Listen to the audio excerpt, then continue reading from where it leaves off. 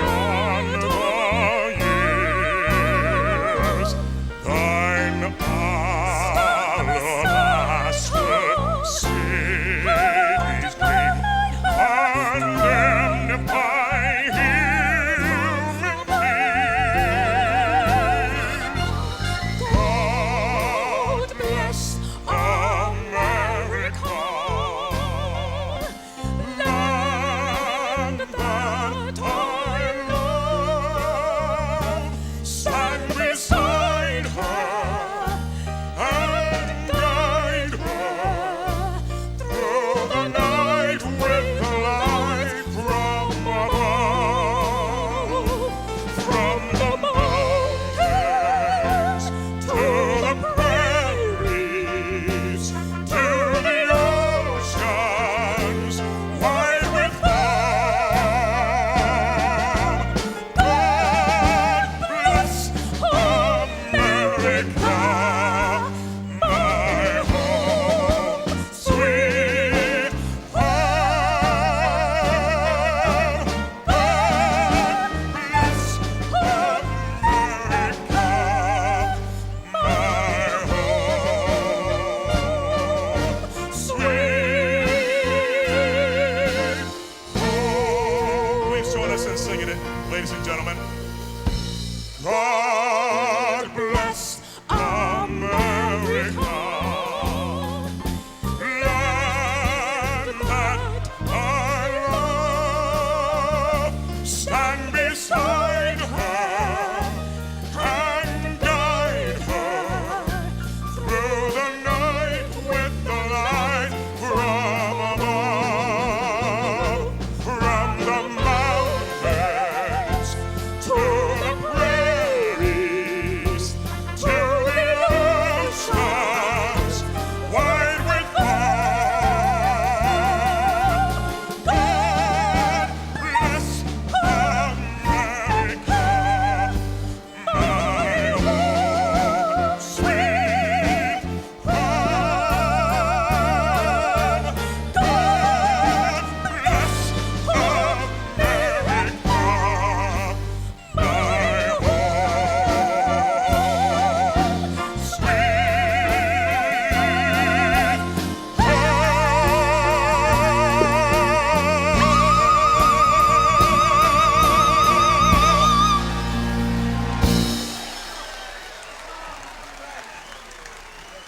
Mr. Robbie Britt, and introducing Ms. Makita Tanay, Joint Services Color Guard under the command of Lieutenant Commander Ernest Cowell.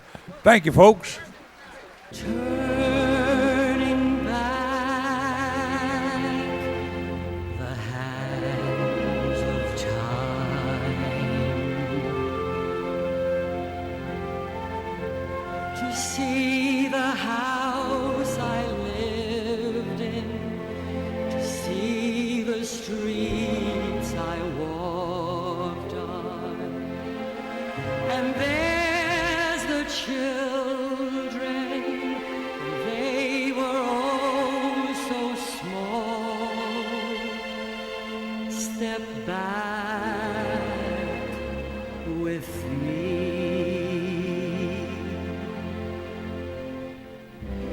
If I can only turn the clock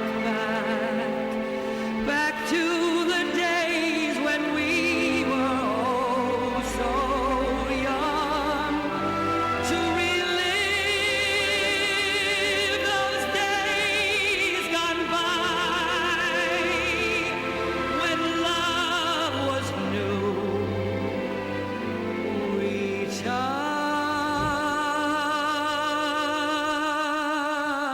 touched the sky.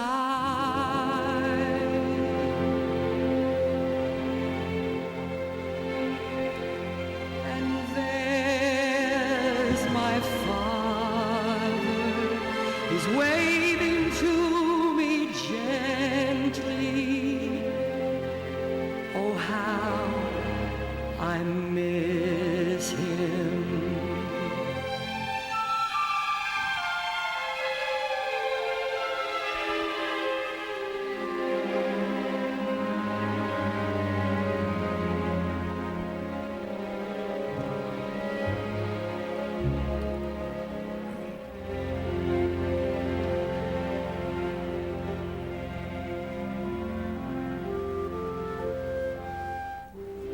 to touch the face of friends and loved ones, to hear the laughter and to feel the tears.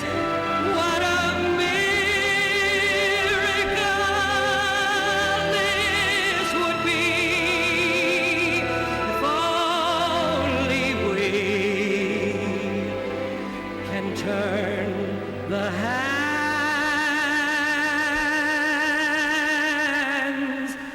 of time, turning back the hands of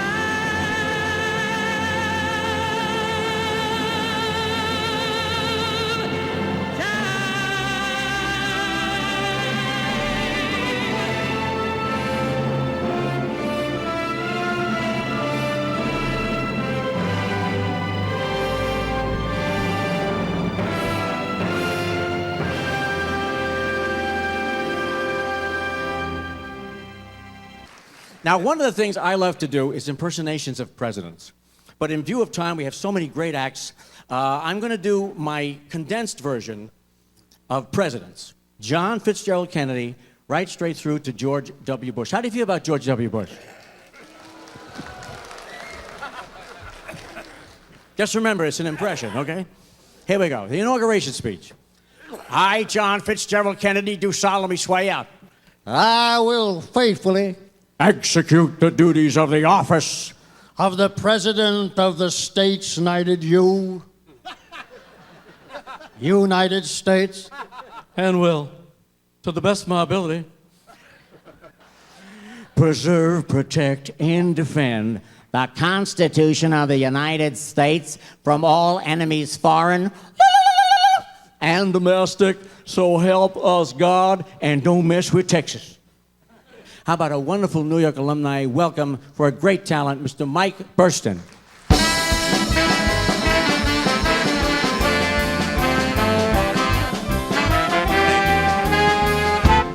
Thank you, Fred. I was also born on 178th in the Grand Concourse. Dr. Leff's. Anybody remember Dr. Leff's? Dr. Leff's Hospital. It's for me tonight really an honor and a pleasure to honor Neil Sedaka. I went to see his show, as probably many of you did, not too long ago here. I think it was at the Wilshire Theater. And he sang some Yiddish songs, which to me was amazing. For an Italian to sing Yiddish, that's... No, for a Sephardic Jew to sing Yiddish, it was wonderful. But the song that really I fell in love with was a song I'd like to sing you tonight. It's a song that I think is something that we can all associate with, and it goes like this. I look at the world that I've conquered. I win every spin of the wheel. I get everything I go after. They ask me, how does it feel? I tell them I trade the moon for a string with an orange balloon. And the days when my only dream was a dish of vanilla ice cream. Give me one more chance at the midway. Let me laugh and be gay as a clown. Give me back the world I remember. One more ride on the merry-go-round. I do my shopping in Paris. My clothes are Cardin and Dior. There's money to buy friends and lovers. Well, isn't that what it's for? But when I go to my bedroom and stare at my hand-painted sky, I think of a world far behind me, a world that my money can buy. Give me one more chance at the midway. Let me dance with my feet off the ground. Give me back the world I remember. One more ride on the merry-go-round. La la la la la.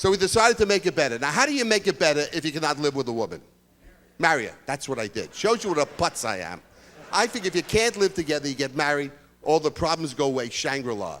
We're all adults here. We know problems do not go away. Got worse, so I got divorced, which was a mistake. Some men can live alone. I am not capable of living without a woman in my life. My mother did everything for me. We were poor, but I was a prince in that house. She did everything. There's not a woman on earth that's going to make me do what my mommy didn't make me do. So consequently, I'm a cripple around the house. I mean, I can't do a damn thing. I can't make a bed for myself. I cannot make toilet water blue. I mean, there were certain things women could do. So I got married again. But this is where I'm different than most people. I did it all with the same woman. After 6 years of being divorced, I remarried my ex-wife. Which is a little strange. People say to me, what's it like to remarry your ex-wife? You know what it's like? It's like breaking out of jail and then breaking back in. You know?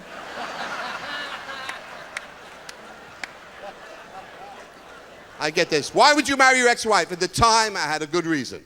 I wanted to be near my money. We were able to work everything out. But I married a beautiful girl from Cherry Hill, New Jersey, which is a suburb of Philadelphia.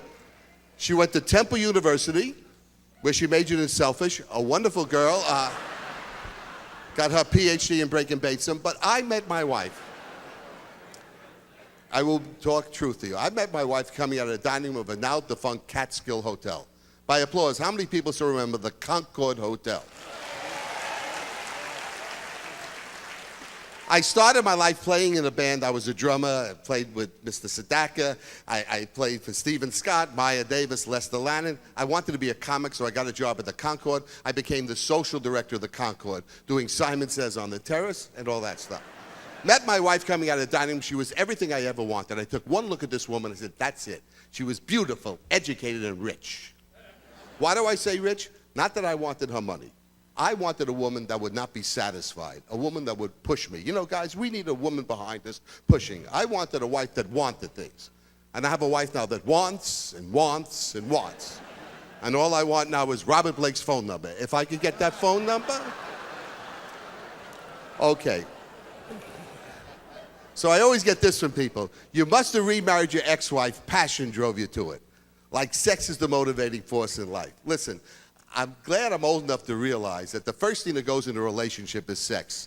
Loving somebody, liking somebody, respecting somebody lives forever. Sex will die. I mean, you're married a lot of years. Is sex still number one on your list? Yes? You're full of shit, okay? How could you lie in front of these alumni?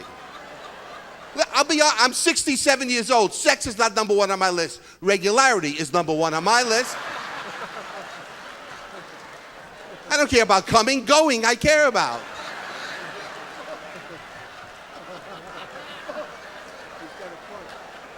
I learned I can live without sex. I cannot live without going caca the rest of my life. You want to see unhappy people? We Jews are basically unhappy people. You want to, Passover, go to a Jewish person's house. Miserable human beings. You know why? Moses screwed us up. When he came off Mount Sinai, he gave the world the 10 Commandments, a beautiful way to live our life, be it a Christian or a Jew.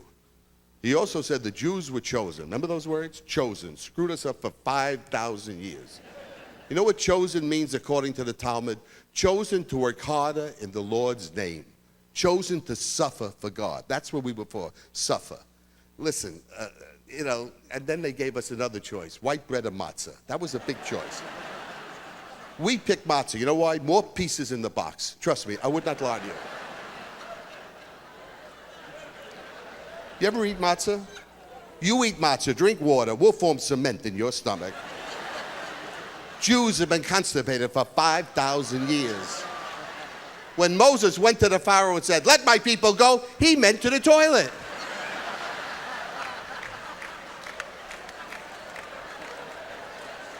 And that's what guys talk about when they get older. It's never sexual exploits, it's bowel movements. You don't believe me? Go to any coffee shop, any deli, tomorrow afternoon, eavesdrop, this is what you hear. Hey, Heidi, how's it been for you? Have you gone in the last 2 weeks? I haven't gone. It must be the water here in Westwood. I don't understand. I've tried everything, prunes, hot water, lemon. They'll have to blast, bring in a Roto-Rooter, man. I can't live like that. What about you, Seymour? I went this morning, 10 o'clock.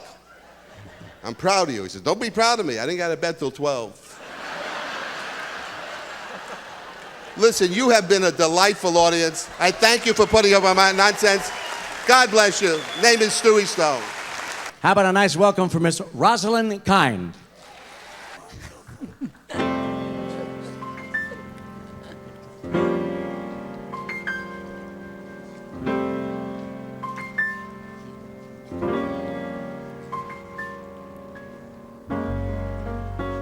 There was a man,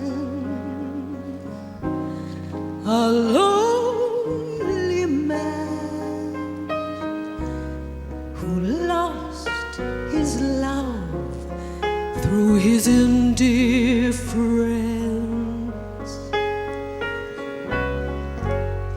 A heart that cared, that went unshared until it died within his silence.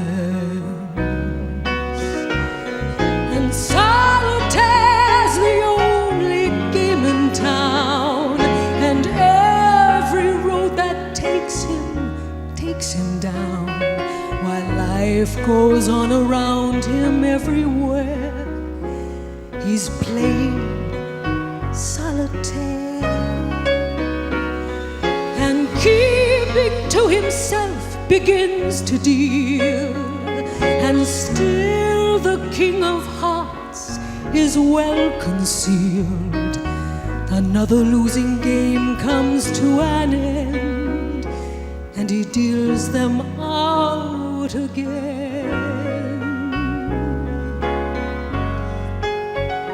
A little hope goes up in smoke. Just how it goes without saying. There was a man, a lonely man, who would command the hand he's playing. And solitaire's the only game in town, and every road that takes him down, while life goes on around him everywhere. He's playing solitaire and keeping to himself begins to deal, and still the king of hearts is well concealed. Another losing game comes to an end, and he deals them out again. And solitaire's the only game in town, and every road that takes him down, while life goes on around him everywhere. He's playing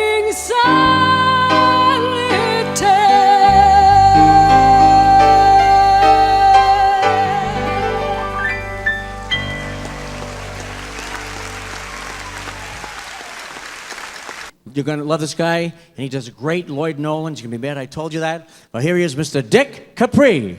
Busken Zugen. I was just in Florida, ladies and gentlemen, and you're the only audience I've seen under 80 in months. I worked the place, Florida. I walked out. I'm the only one in the room with original hips. I love the seniors. Florida, they help you.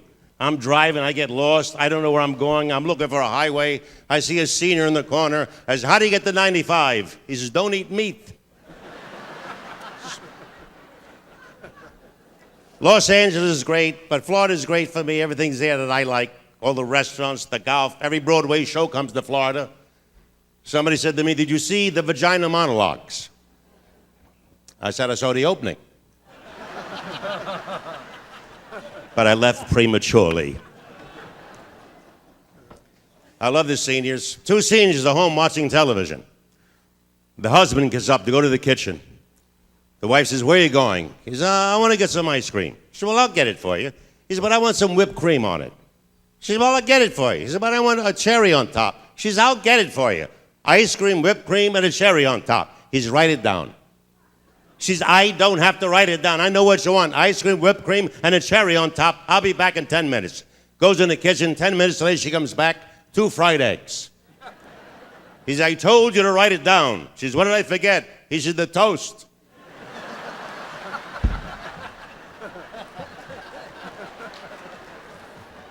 Here's a fairy tale. Here's a fairy tale. A very short fairy tale. Once upon a time, this guy says to his Jewish girl, "Will you marry me?" And she says, "No." And he lived happily ever after. I know I'm a little too Jewish tonight. I know they play Italian. I don't do Italian jokes. When I was a kid, I didn't even know I was Italian. I thought everybody had purple furniture. My mother had her own opinions. I come home one day, I bring 3 women into the house. I said, "Ma, I'm going to marry one of these girls. I want you to guess which one I'm going to marry." She said, "The one on the left." I said, "That's right. How did you know?" She said, "Because I don't like her." My mother hated everybody. And I love my mother. She was like family to me. My mother was Catholic, my father was an atheist, but they compromised. We had a cross on the wall, but nobody was on it. I'm Catholic light.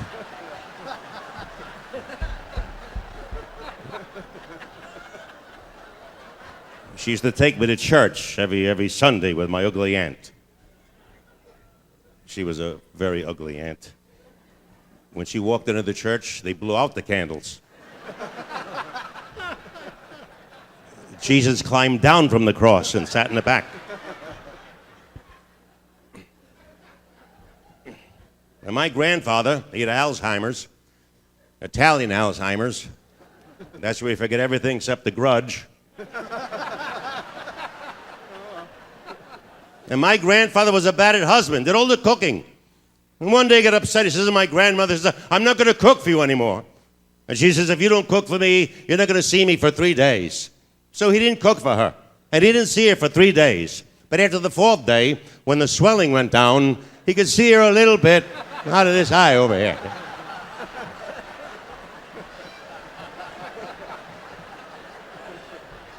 It's a family story. I don't tell that story when my family's in the audience. They think I'm a singer. I'm the only Italian that can't sing. I once sang Mona Lisa and the price of the painting came down. No, we can't help it. We hear music, we sing. Spanish people hear music, they dance. Jewish people hear music, they say, "It's so loud here. Hear how loud this is." And it's cold here too, Harry. Harry, stay here. Feel the draft on my neck. I'm getting Hazelrick here. I like the complaining. I like people that know what they want. Like this table of Jewish women in the restaurant, and the maitre d' comes over and says, "Is anything all right?"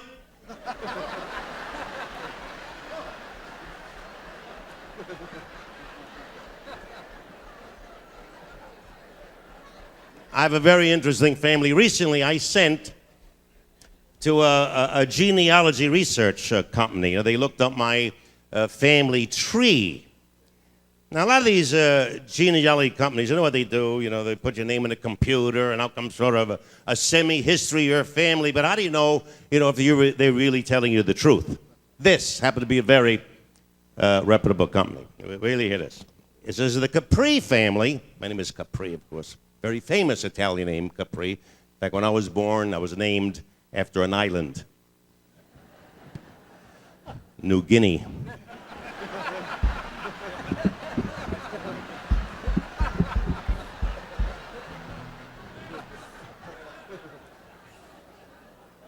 It says the Capri family date back to biblical times. It says that I had an ancestor who actually attended the Last Supper. But you can't see him in the picture because he wasn't sitting at the head table.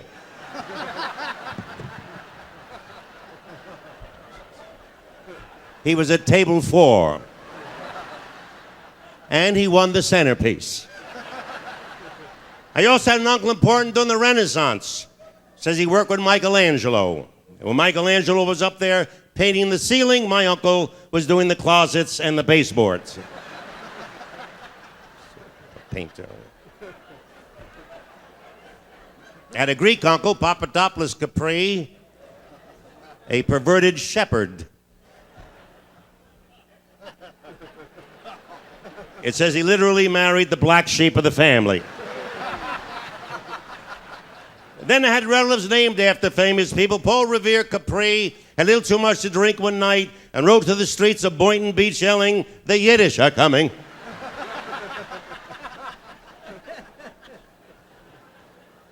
Pegleg Capri,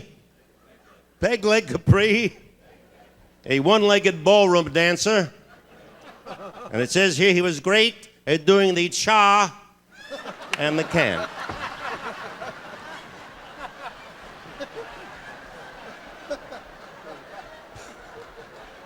But don't make me laugh.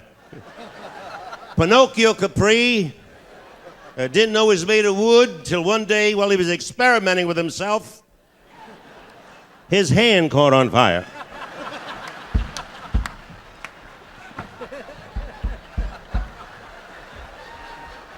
And last but not least, Christopher Capri, and he was the Italian explorer who was the second man to settle into Florence.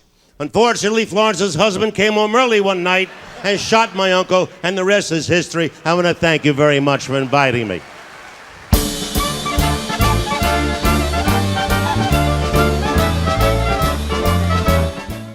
Now, this next piece I want to do, I just wrote this to honor Neil Sedaka with the stuff I do, which is impressions. So you're going to kind of see a piece as its first time being done, and have to wear these to do that. But Neil, you are one of the greatest songwriters in history, a great entertainer. We worked together several times, and they're still covering your songs. Everybody wants to sing Neil Sedaka songs. This one here, especially, starts off like this. I love my calendar girl. Sweet, sweet calendar girl. I love my calendar girl. Each and every day of the year. And here's a guy who wants to sing your song, the Midnight Idol of Las Vegas, Mr. Wayne Newton. Ladies and gentlemen, as an American Indian, I just want to say, even though you took our land, fed us firewater, fooled around with our women, and broke every single treaty you ever made with us, we got the casinos, and thanks for coming to the show. Here we go. January start the year off fine. February, you're my little Valentine. March, I'm gonna march you down the aisle. April, you're the Easter bunny when you smile. Yeah, yeah, my heart's in a whirl. I love my little calendar girl every day of the year. Hello, thank you.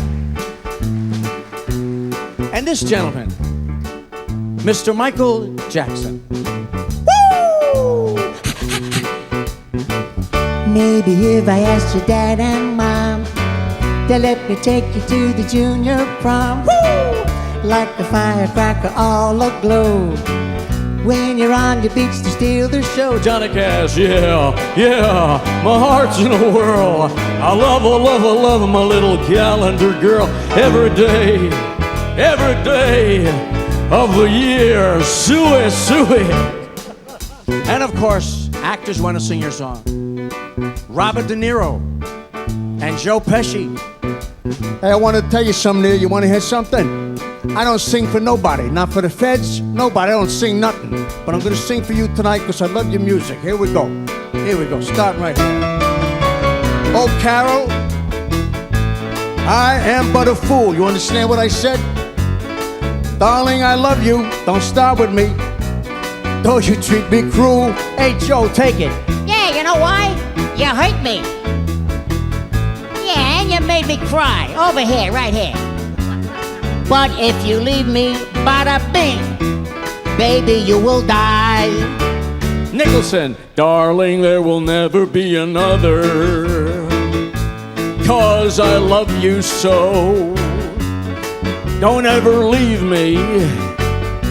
Say you'll never go. Arnold, I will always want to be your sweetheart, no matter what you do. Oh, Carol, I'm still in love with you. If you look at another man, I'll break his ankles.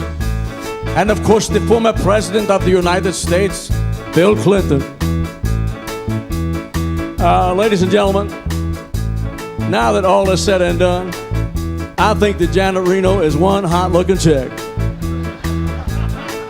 And I did not have sex with that woman, Hillary Clinton. Oh, Carol, I am but a fool. Darling, I love you, though you treat me cruel. You hurt me, yes you did, and you made me cry. But if you leave me, I will surely die. And of course, old Blue Eyes, gotta get in the picture here. Hey, how'd all these people get in my room? Here we go. Light the candles on the sweet 16, Romeo and Juliet on Halloween. I'll give thanks that you belong to me. You're the present neath my Christmas tree. Dino, yeah, my heart's in a whirl. I love my little Islander girl every day of the year. Take it home, Frank, yeah. Every day of the ring-a-ding swinging Rat Pack groovy Clyde days of the year.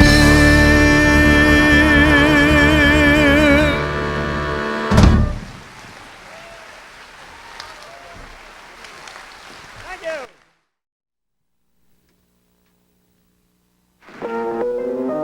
It all began in 1950 with a small part in a Betty Grable movie, Dancing with Dan Daly. And of course, there was Irving Berlin's There's No Business Like Show Business.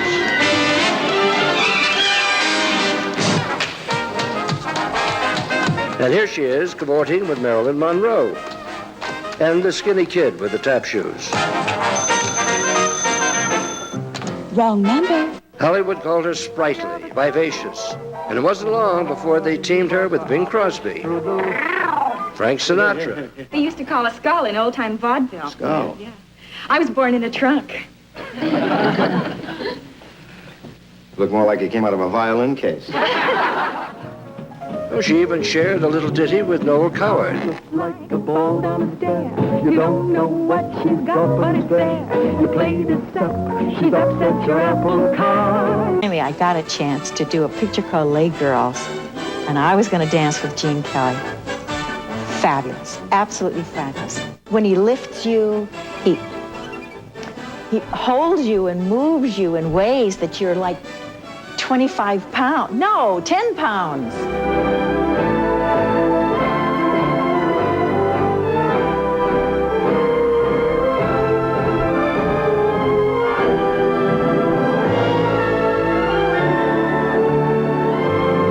When you talk about nightclub acts or TV specials, none were more special than Mitzi's shows. How about this? Our Mitzi with 100 or so pretty famous men.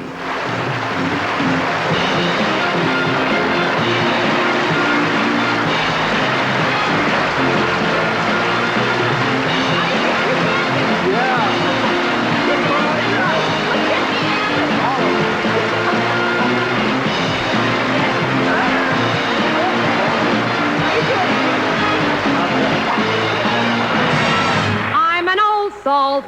I'm a young salt. In the Navy, we've been working very hard. I was part of that flotilla. Remember Mitzi with Ethel Merman in show business?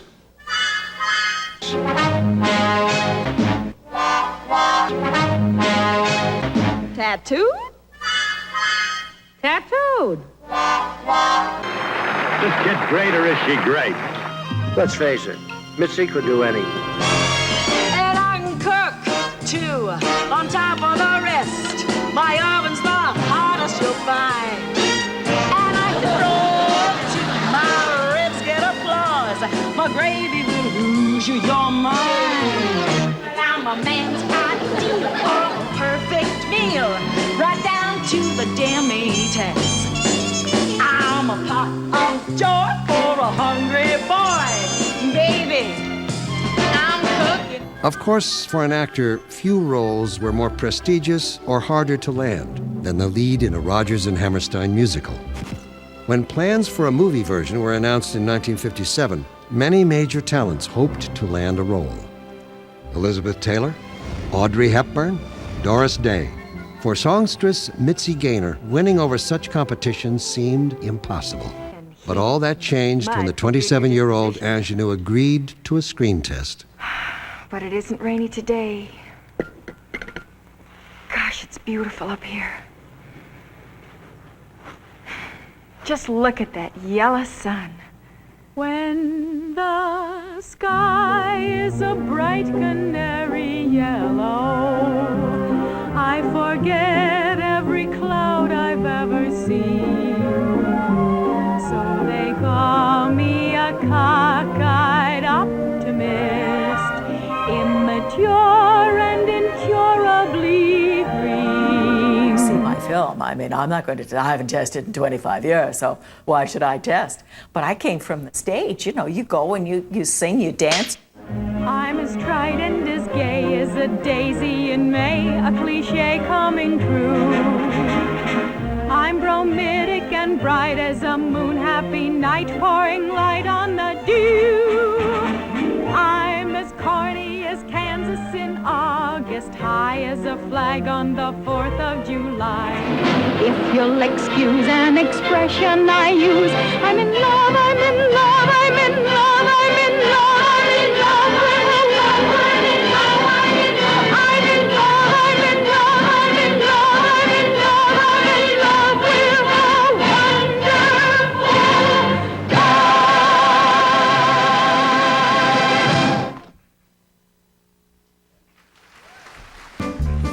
We got sunlight on the sand, we got moonlight on the sea, we got mangoes and bananas, you can pick right off a tree. We got volleyball and ping pong and a lot of dandy games. What ain't we got? We ain't got dames. We get packages from home, we get movies, we get shows, we get speeches from our skipper and advice from Tokyo Rose. We get letters doused with perfume, we get dizzy from the smell. What don't we get? You know damn well. We got nothing to put on a clean white suit for. We got nothing to look masculine and cute for. There is nothing like a dame, nothing in the world. There is nothing you can name that is anything like a dame. We feel restless, we feel blue, we feel lonely and in grief. We feel every kind of feeling but the feeling of relief. We feel hungry as the wolf felt when he met with Riding Hood. What don't we feel? We don't feel good. Lots of things are beautiful in life, but brother, there's one particular thing that is nothing whatsoever in any way, shape, or form like any other. There is nothing like a dame, nothing in the world. There is nothing you can name that is anything like a dame. There are no books like a dame. There are no looks like a dame. There are no drinks like a dame. Nothing thinks like a dame. or acts like a dame, or attracts like a dame. There ain't a thing that's wrong with any man here that can't be cured by putting in there a girly, womanly, female, feminine.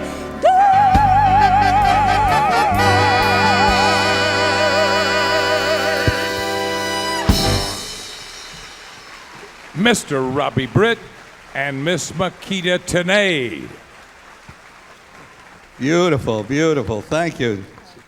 Thank you. And now, Mitzi, here's a microphone. She was looking for a microphone, I think. Oh, I'm sorry, I was just going to lead you over center stage, where you belong. All right. And now, ladies and gentlemen, yes? And go right here where all these marks are. It To says pick dummies, stand anyone. right here. Okay. To induct you into the New York Alumni Association, a former inductee himself from out of town, out of country, as a matter of fact, one of our favorites, Mr. Monte Hall. Oh, I love Monte? Monte.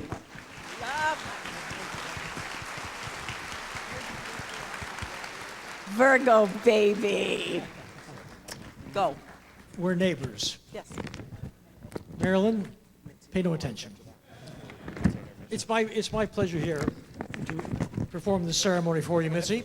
For the past 9 years, we have chosen to expand the size of our New York family. And although there are about 7 million of us in the city, it's always nice to be able to add a few more precious ones to our list. And over the years, we've adopted people like Norm Crosby and Theo Bickel and Shecky Green, Peter Lupus, I saw Peter here tonight, and even myself, the kid from Canada. They made a New Yorker. And last year we did Sammy Shore as well. So we've had quite a few, and they're in your program too. Illustrious names that became honor. Where are you from originally? I was born in Chicago. Well, we'll accept you anyhow. Now. And then when I was 3, I moved to Detroit. Detroit? Detroit. Yeah. Now, your career and your success is something that every girl dreams of. Starring, as we saw in that film, Frank Sinatra and Dancing with Gene Kelly and Bing Crosby. And I didn't see you dancing with Yul Brynner in that film, but you did dance with him too, did you? No, I guess that was The King and I. King and I. Well, you did do the dance with the King in that number. I wasn't in The King and I. So how come you didn't dance with Yul Brynner? It says so here. Oh, I danced with Noel Coward, but I didn't dance with Yul Brynner. Are you going to argue just with take me, this Monty? script. Virgo men. You danced with them all, and you starred with Ethel Merman. We saw that. Betty Grable, Marilyn Monroe, and quite a few other people here. So you've had an illustrious career. You washed that band right out of your hair, and you were a cockeyed optimist. Yes. And I can't turn the page of the script. You can do anything. This man Somebody can do backstage anything. put some gum on it to do this on purpose. But there's more, and I shall read the more. Good. Because it's all part of the ceremony. Now, you have to raise your right hand, and in this induction, and you have to promise to ask a butcher for the leanest cut. You promise? I do. Okay. Do you solemnly promise to kiss everybody in sight, even if they don't deserve it? Where? Where? In Detroit. Do you solemnly promise that at least once a year you will shop for bargains? No, not just bargains, real bargains.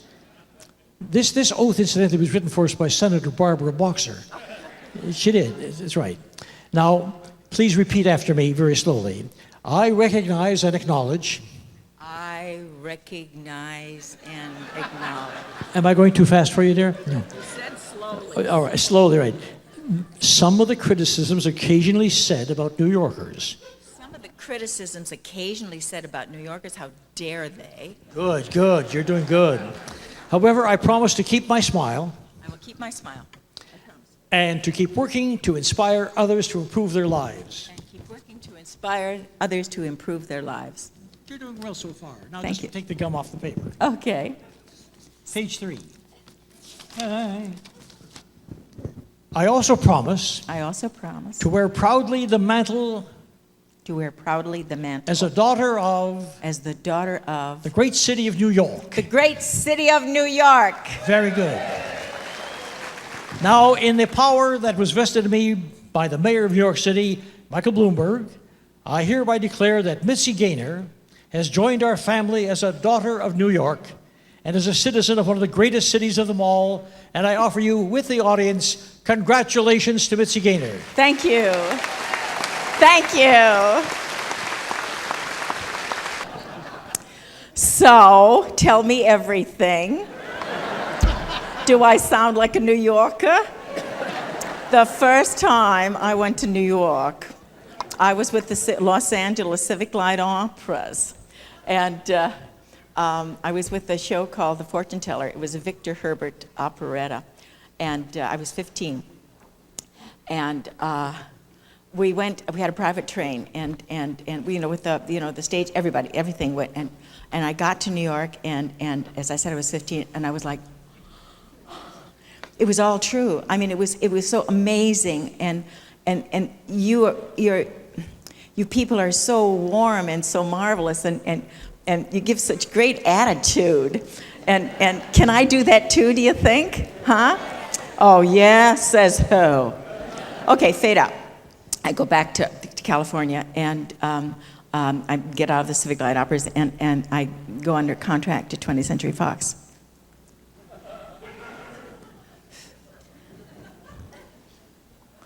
I became a movie star. Thank you. And so, okay, we're going to do a picture. Fox is going to do a picture called There's No Business Like Show Business, Irving Berlin. And they were looking for an ingenue, see. And they were looking for an ingenue at another studio. Vera Ellen, that bitch.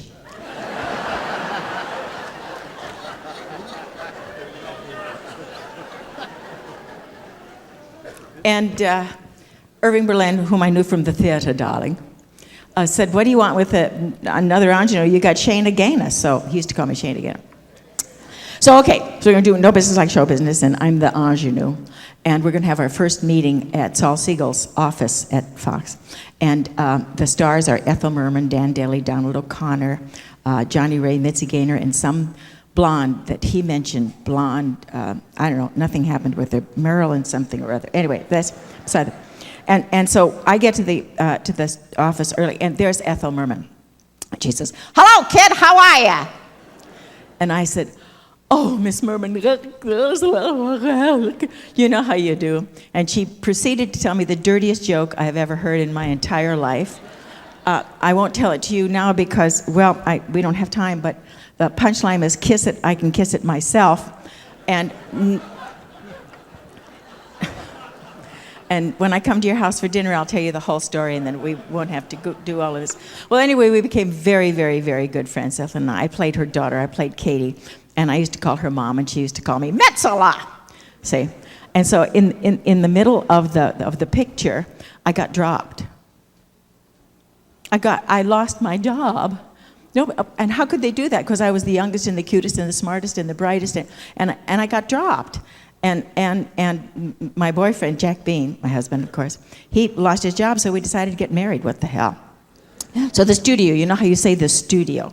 The studio decided that if we would get married and then go on our honeymoon to New York, that they would pay for everything. So we went to New York and went to the theater and went to 21 for lunch, and then we went to the theater again, and then we had the premiere, and then, well, here we are on our honeymoon, and we had a suit at the plaza, and one day the phone rang, and I answered it, and I used to say, hello, but now I was saying, hello, Mrs. Bean here. And a voice said, Metzola? I said, Mom, how are you? She said, how'd you know it was me, kid? I said, lucky guess. She said, what are you guys doing? I said, well, we're on our honeymoon. And she said, aren't you tired of that? I said, no, we've only been married 2 days. And she said, well, listen, kids, if you can stop that for a little while, you want to have dinner with me tonight? I said, dinner? She said, yeah, with me and the Windses. Now, she'd introduced us to so many people, so many marvelous people.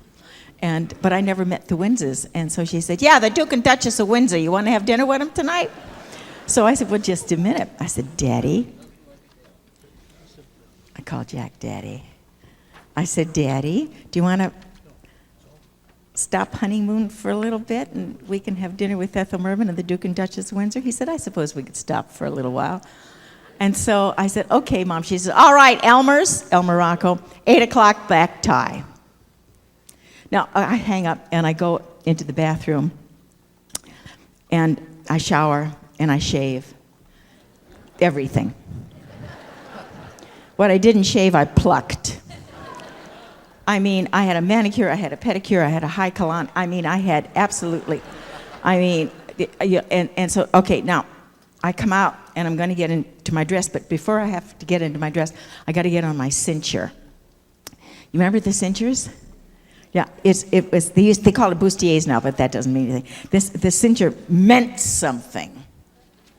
And you got it around like this. They used to call it Merry Widow, but it wasn't very merry, believe me. And it had like hooks up the front. And so now you got to stand in front of the mirror so that you can see what you're doing. So you take the first hook and you go. Good, okay. Now next one is right about your pippic, see? So you get that. Of course, now everything is moving up. Then there's a hook that goes right underneath your boobies. And then there's one right here, see? Okay, so that's that. Now you got to zip it up. See, there's this, so you got to get that little tab in there, see? And then you got to get it, and then you got to zip it up. And there you are. And your boobies are up here like this.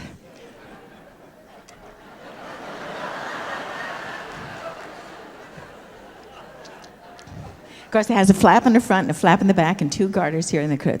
Now we're going to get your stockings on. You got to be very careful because you don't, see, if you got to get that garter right in there, because if you don't, it'll snap you back like this. It's got these steel stays in here, see, right? Now, on that, you put your girdle. Now, they call it a smoothie. It's not a smoother. It's a girdle. That's all. So you get into your girdle, see, and you take it up and you smooth it, and that just smooths all the zipper marks and all the stays and everything. And, of course, I always wore a panty girdle because I was a very good girl. And now you're going to get into your dress. Now I decided to get into your dress. Now, I had these my dress was gorgeous. It was red chiffon with one shoulder, had a trumpet skirt. And I was going to get into my shoes first. Now, the shoes were only made for 4 toes, you see. So you got to take your little toe, fold it over, jam them right in there.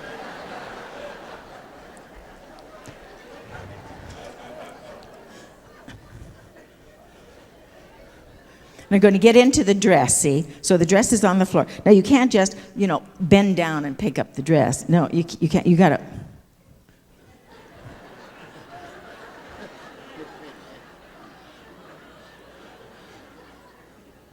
get it, and then you get it up so far like this, and then you stick out your legs so it doesn't fall back down again, And now you bring it up like this, put your arm through it like that, and now you can be zipped. So I turned and I said, Daddy,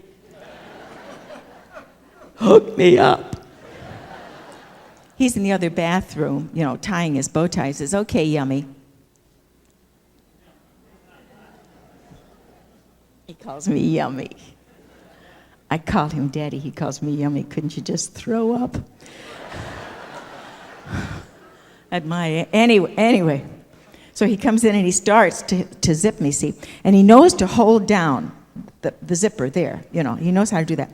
So he gets it about here. See. And then he starts and he can't quite, we go in here. He starts to go like this. He says, gee, honey, that's a little tight. I said, no. So then he zips it all the way up. There's the hook. So he hooks it, and now I'm ready.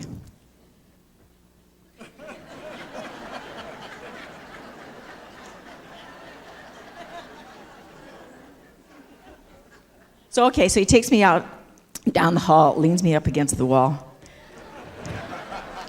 like a kangaroo with a broken tail. And now we go downstairs and we go through the lobby and we go outside and the limousine is there and the doorman has done this before, see. So he says, Mrs. Bean, yes. With that, he pushes me like this, and my legs go out, and he spins them around like that. And now when we get to Elmer's, the guy knows, see? So he opens up the limousine door. He swings out my legs like that, and then he pushes them down, so I stand right back up again.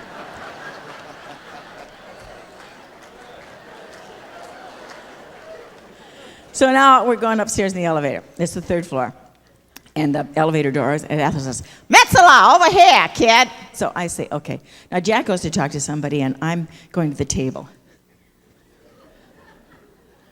And so I can't just sit, you know. I have to kind of lean. So I'm leaning there, and a man comes over and he says, I beg your pardon, Miss Gaynor. I said, yeah. He said, the Duke of Windsor would very much like to dance with you. I said, yeah, okay. So he goes away. Another guy comes and says, I say, Miss Gaynor, you've just been married, haven't you? I said, yeah. He said, congratulations. And His Royal Highness, the Duke of Windsor, would very much like to dance with you. I say, yeah, okay. So now another man comes up and he says, Mrs. Bean, are you him? He says, yes, I am the Duke of Windsor. May I have this dance? And I said, oh, yeah. So now I stand up, see? He's a little bitty guy, see? And he comes right about here. And he nestles.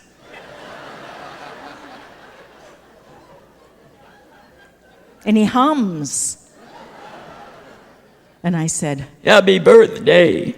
And he said, rather, yum, yum. And that's my experience with New York the 2nd time. And I'm so proud and so happy to be part of you. And I love you. Bye-bye.